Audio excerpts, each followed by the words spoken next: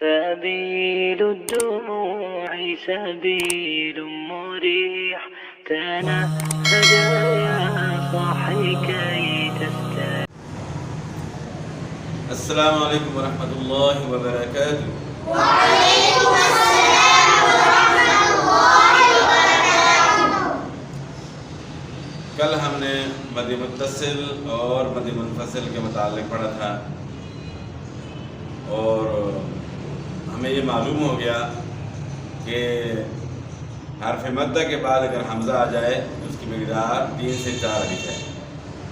تو مد متصل اور مد منفصل کے بعد آج ہم نے مد لازم کلمی مستقل اور مد لازم حرفی مخفف جو ہے نا پڑھنا ہے اور اس کی مقدار کے متعلق بھی جاننا ہے کہ اس کی مقدار کیا ہے، کتنا اس کو کھینچنا ہے، کتنا لمبا کرنا ہے اور اس کے اندر جو غلطی ہوتی ہے، شد کے اندر جو غلطی ہوتی ہے تو اس غلطی کی بھی نشاندہی کریں گے اور اس کو صحیح پڑھنے کا جو طریقہ ہے وہ بھی انشاءاللہ جو ہے اب آج جو ہے سیکھیں گے.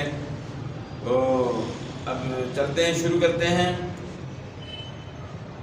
سامنے جو ہے نا وائٹ بورڈ پہ آپ کو نظر آ رہا ہے کہ اس طرح یہ لفظ لکھا ہوا ہے دابتن.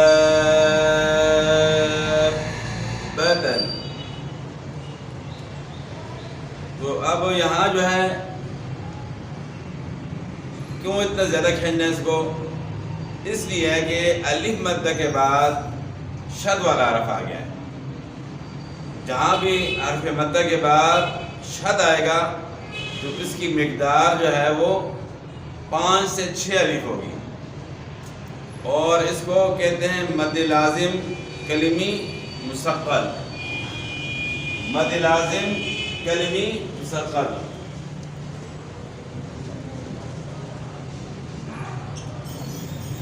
مستقل تو یہ مد لازم کلمی مستقل ہوا. اور جو نیچے آپ دیکھ رہے ہیں یہ مثال، یہ ہے مد لازم کلمی مخفف.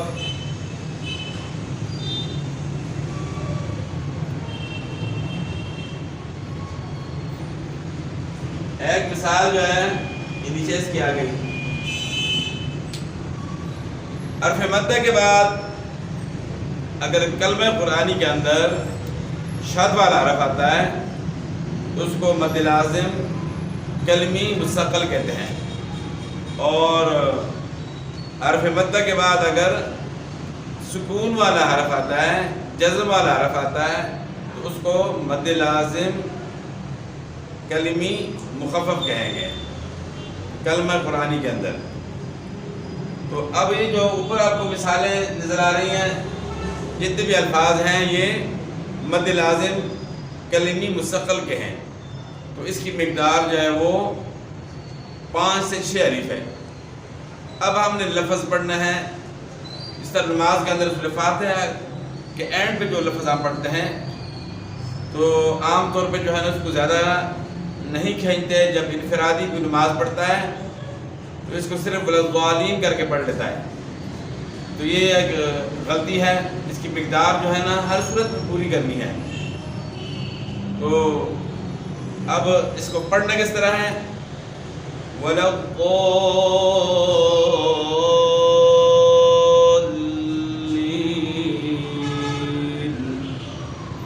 اب یہاں جو ہے شد جو ہے اکثر جو ہے نا اس کو لوگ چھوڑ دیتے ہیں. شد جو ہے نا اس کی غلطی جو ہے نا یہ لازمی ہوتے ہیں. اس کو پڑھتے ہیں وَلَضَّالِينَ. شد ختم ہو جاتی ہے. ایک تو شد ختم ہو جاتی ہے اور دوسرا یہ کہ اس کی مقدار جو ہے نا وہ لوگ کم کر لیتے ہیں. آگے جب اس طرح بھی وَلَضَّالِينَ ہے، یا جو ہے نا آگے یا مدہ ہے تو اس سے پہلے جو ہے نا الف مدہ کے بعد شد والا حرف ہے. یہ جو ہے مد لازم کلمی مستقل ہے. اب اس کا جو ہے نا جوڑ رواں کا طریقہ جو ہے نا وہ بھی ہم نے آج سیکھنا ہے کہ ان کا جو ہے نا جوڑ رواں کس طرح کریں گے، ان کے ہیجے کس طرح کریں گے. تو دال الف با مد زبر د با زبر با د با تا دو زبر تن د بتن. خاص الفاظ کے ہجے کرنے ہیں تاکہ جو ہے سبق آج ہمارا جو ہے وہ صرف سمجھنے کے حد تک ہو، تو زیادہ جو ہے نا کلاس جو ہے نا اس کو لمبا نہیں کریں گے. اب یہاں جو ہے تحاضون جو ہے نا ان کے ہجے کس طرح کریں گے. تا زبر تا، حا ضاد مد کھڑی زبر، کھڑا زبر بھی کہہ سکتے ہیں، کھڑی زبر بھی کہہ سکتے ہیں. تا زبر تا، حا ضاد مد کھڑی زبر حا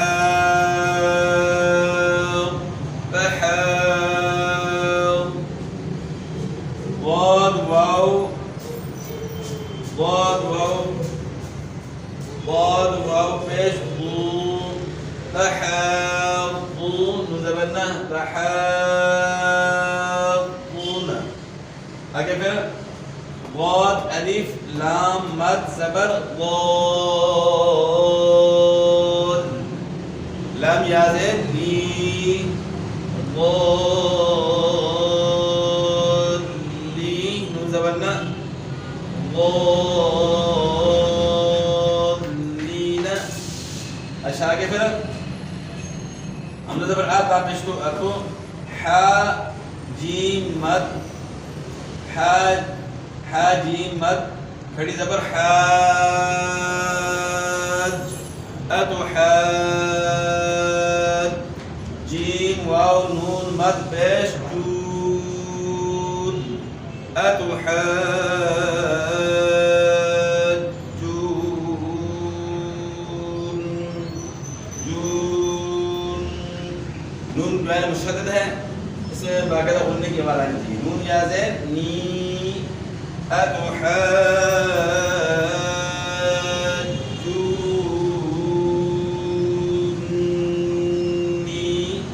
تو اس کے ہجے اس طرح ہوں گے. اور پھر مد لازم کلمی مخفف، اس کی مثال جو ہے نا آلانا، اور اس میں جو ہے نا دو حمزے اصل میں بنتے ہیں. اصل میں آلانا ہے لیکن اس کو آلانا پڑھنے میں اس طرح ہی آئے گا. تو دوسرا حمزہ جو ہے اس میں تسہیل ہوگی، اس کو ضرب پڑ جائے گا، تو پڑ جائے گا آلانا. تو یہ تمام مثالیں ہو گئی مد لازم کی، اور اس کی مقدار کے متعلق بھی ہم نے جان لیا کہ اس کی مقدار کیا ہے. وہ 5 سے 6 الف اتنا جو ہے اس کو لمبا کرنا ہے. تو امید ہے کہ سمجھ آ گئی ہوگی. باقی انشاءاللہ مد کے متعلق مزید جو ہے نا کہ اسباق کا سلسلہ جاری ہوگا. والسلام.